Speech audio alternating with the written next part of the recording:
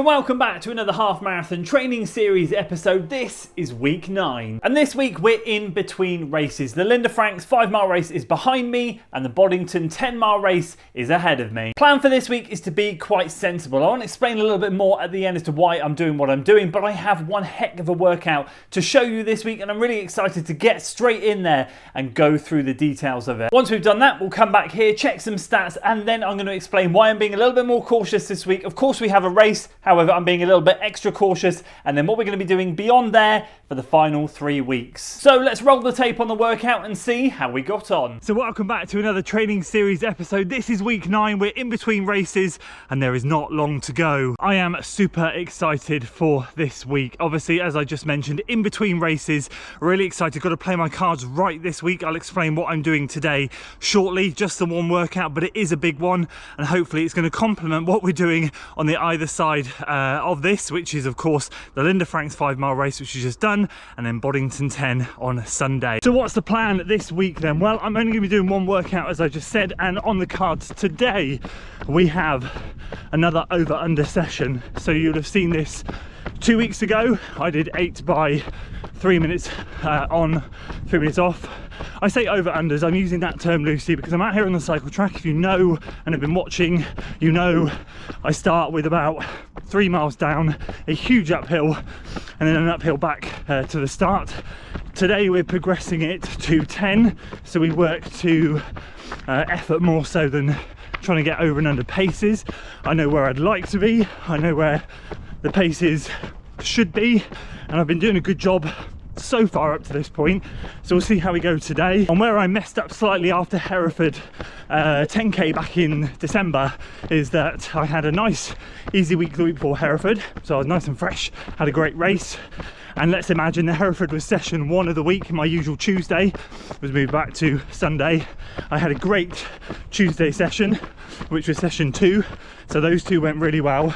I tried a third one on Thursday and I was absolutely cooked, and yeah, it was just too much. So I'm doing exactly that this week, and a little bit like last week as well, I'm doing and treating Linda Franks as my first session.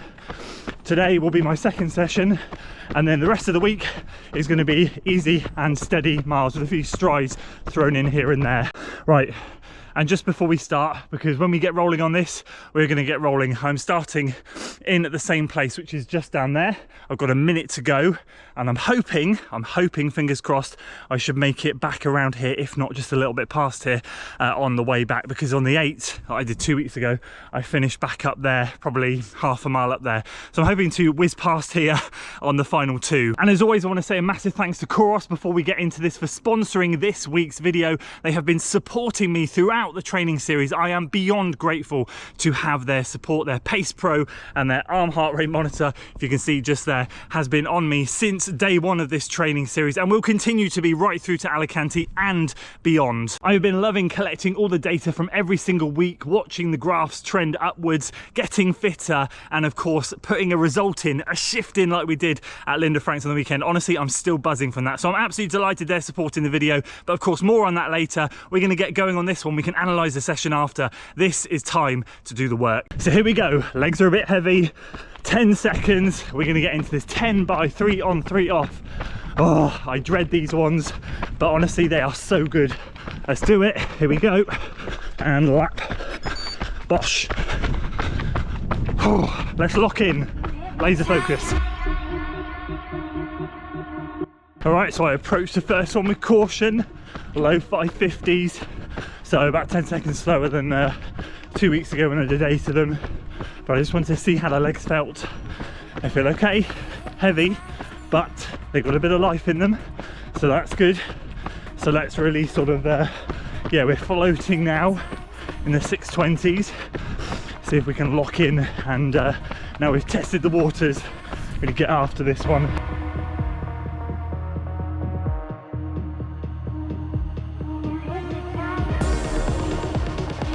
Here we go, 5:33 per mile.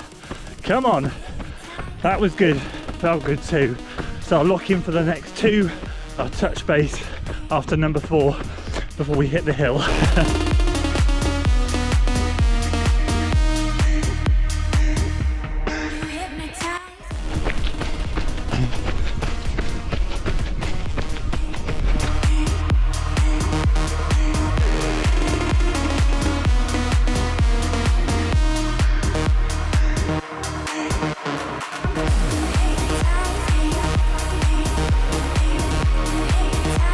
Right, 3 and 4 done.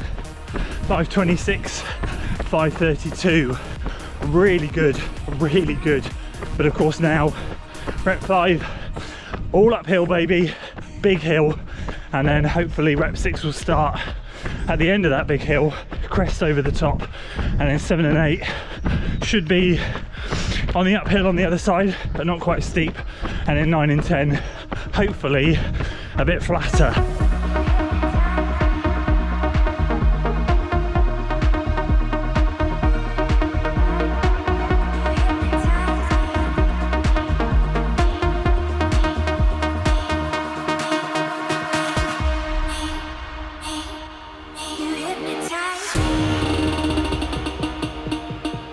Okay, 5 and 6, really good. Number 5 up that big hill, 6:03, fastest I've ever done that before. And then 5:57 up the rest of it and over the top. Now for the gentle ups for 7 and 8.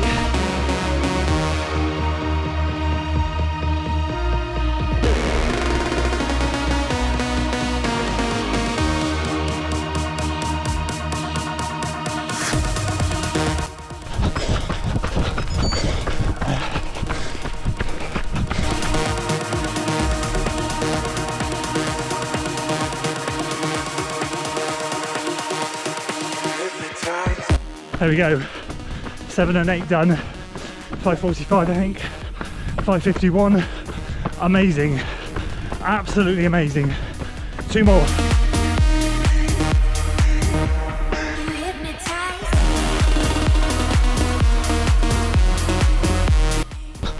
There we go, last one. And we are back at the start, just pretty much by this post here, just a bit further down. So we've got 1 more rep to go. We're going well past it.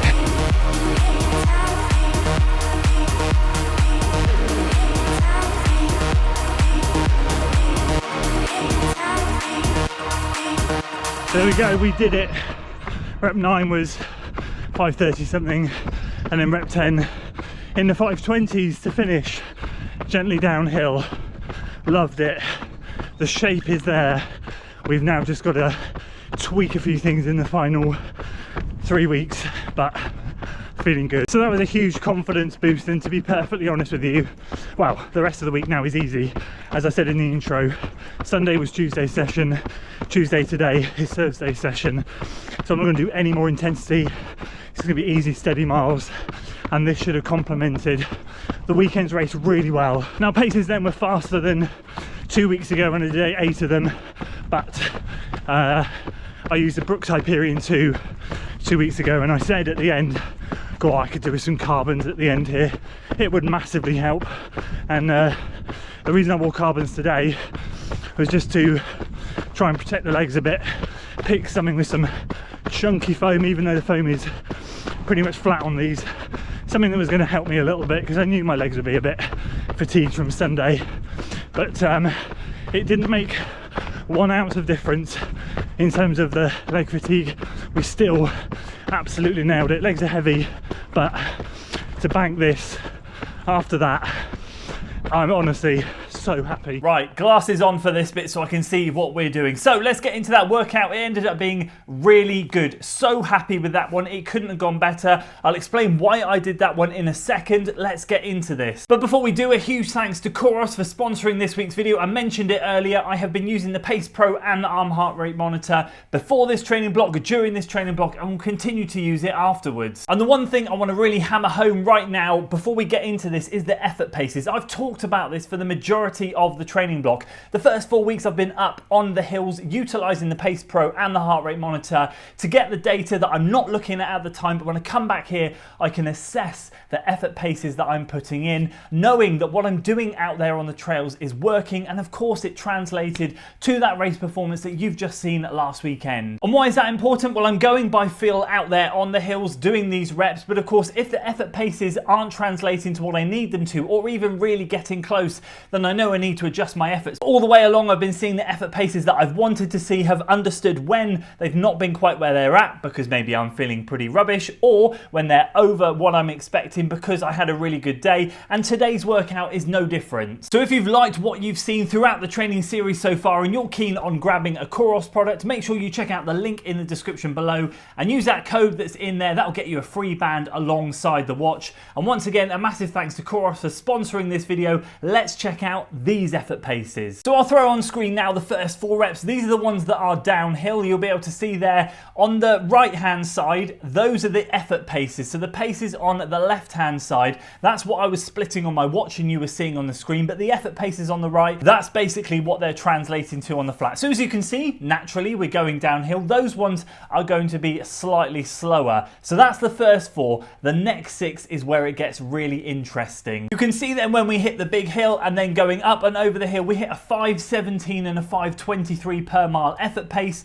which is much closer to what I just ran on the weekend, 5:17 per mile on the flat. So that's really pleasing. And then if we look at splits 7, 8, 9 and 10, you will see they are all in the 5:20s and the 5:30s, because again, those are all pretty much uphill. When we get to the 9 and 10, it's extremely gentle and there's not as much difference between the two. However, there still is a slight difference, and yeah, I'm really happy with how that translated. It basically shows that I was sensible in the start, just kind of erring on the side of caution after the weekend's race, but I was really able to ramp it up in the second half and get out of that session what I wanted to. Now, of course, it wouldn't be a standard training episode if we didn't have some kind of hiccup along the way, and this week is illness. Now, I'm going to put my hands up and say I said last week my kids were ill and I knew I would get an illness at some point. You just can't avoid it when you have kids. And my words were, I want to get one race done healthy. I'm not really worried about what happens to the other one. And that is now the situation that I'm in. So it is Thursday when I'm recording this. The workout was actually 2 days ago and I went out for a run this morning, adapted my plans, and I took it nice and steady this morning. Yesterday on Wednesday, I started to feel a bit rough. It's very much in my head, sinuses, and a bit of a sore throat. Now, the good news is at the point of recording this, it's not on my chest. And quite honestly, if it travels any further down into my chest, I will pull the plug on this weekend. Also, if I feel rubbish tomorrow on Friday, I will probably also make that decision as well. Because at the end of the day, I'm not prepared to have a repeat of London. I'm not prepared to rinse myself, and I'm quite happy to rest up if I need to for the greater good later down the line. It does feel at the moment quite manageable, and I did have good energy levels out on my run this morning, but I did keep it easy. I did adapt it from the 90 minutes that I had planned just down to 60. So I'll go out for a shorter run tomorrow with some strides, see how I feel, and then make a call. If I feel any better tomorrow, I know I'll be absolutely fine to race on the weekend. But if I start to get a bit worse or whatever, then I'll pull the plug. So after we've talked about this next section, we'll then finish off the vlog with a clip out on Friday, and we'll see how we're doing. But I mentioned at the start I was going to talk about why I was doing what I was doing. Well, back at the Hereford 10k vlog, did the race on the Sunday, I did a workout on the Tuesday and then a workout Thursday, and the Thursday one was a little bit too much. It really did frazzle me, and to be quite honest, I was pushing my luck a little bit there, and that's absolutely fine, I understand. So I adapted things, but what I did take from that period was basically the Sunday I treated as my Tuesday workout, as I mentioned earlier, and the Tuesday I treated as my Thursday workout, and the Tuesday one ended up going really well, which is exactly what's happened this week. So it's something that I wanted to try back from Hereford. I thought, well, when I get to this point with these 2 races, that's what I'm going to try, and then I'm just going to have a nice easy second half to the week. So I had a couple of comments on Strava basically saying, wow, I can't believe you run that workout so soon after your 5-mile race. That's really impressive. And for me, I didn't really see it as impressive. It was just more a case of these 2 were going to be my pairs for the week. I had a relatively relaxed build up to that race. Then I've got another 2 workouts done, the race and a workout. And now I'm going to have another relaxing end to the week before next weekend's race. So I hope that makes sense. Now we'll roll on to Friday and we'll see how we feel. I'm keeping my fingers crossed we're all right. We'll get out for that run, do some strides and make a call on the race. All right, so welcome to Friday. We're out here getting 40 minutes easy done and some strides.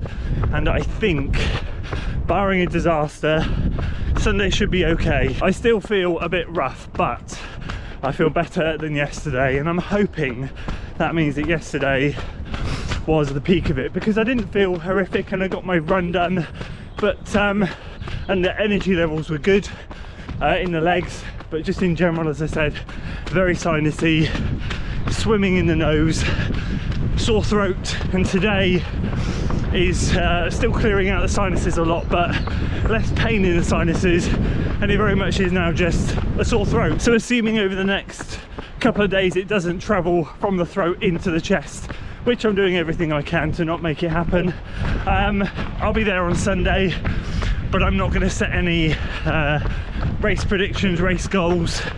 I'm not interested.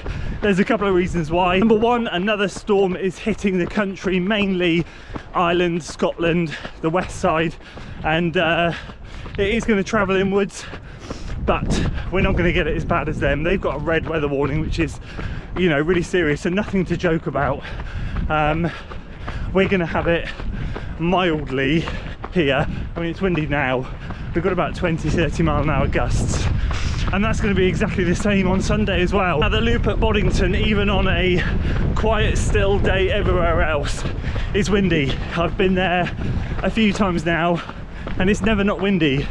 And everyone I speak to that trains there regularly says it's windy, which means that on Sunday it's going to be windy. There's no point in me setting out my stall and saying I want to shoot for this, that and the other. It's going to be another one of those races like Abingdon, like Battersea Park half marathon, like, what was the other one I did in bad weather? Can't remember now, where we're just going to have to race the conditions like this. And the second reason obviously is coming back from the illness, so I'm not going to push it. I'm not going to say I want X, Y and Z. I think if I was in a perfect state, there'd be no wind, I was fit and healthy, I would say to you guys, I want to go out and try and run 520s. After last weekend at 517, I think I can get in the 520s, and I'd be confident to say that I would give it a go, but I'm just not I'm just not this time. So we'll see how we go on Sunday either way. So with all that in mind, I'm going to do 40 minutes, as I just said, easy now in some strides, 30 tomorrow, wake up tomorrow, probably give the final call then, but I won't record that. If you see on Strava that I don't run it on Sunday, you know I've got worse on Saturday, but otherwise, touch wood, we'll give it a go, see how we feel. It's not going to be great, but as long as the illness keeps clearing, then all good. So I appreciate you guys. Thanks so much for watching. If you missed last week's race vlog, check it out up there. And if you want to see what super shoes I'm really interested in this year that might break out into the February and March races, check out this video down here, and I'll see you all over one of those.